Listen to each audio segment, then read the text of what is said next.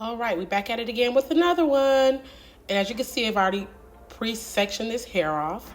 I'm going to add the foam to the root of the hair because a lot of times, you want to make sure you got a good even amount of product.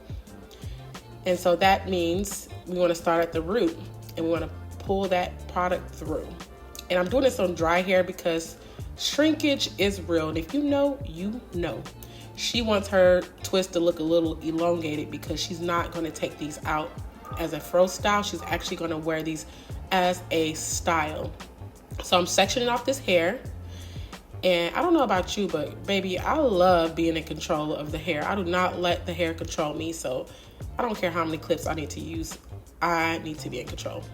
So from here, I'm going to go ahead and create 2 sections. I know I did that pretty fast, but you guys get it.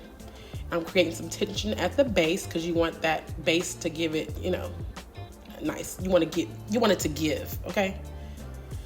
And I am twisting both ends as I'm crossing them over. That is major key. Twisting it on both sides and then crossing it over creates that rope-like consistency. And I promise you won't regret it. And as you can see, I'm still applying tension as I'm going along. Because you want this thing to be flawless. I know I do.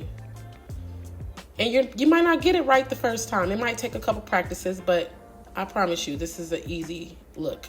And once you get down to the end, you want to keep that same tension because you don't want to get lazy at the end. You want to keep that same energy and you want to fling it around and you want to, and there you go.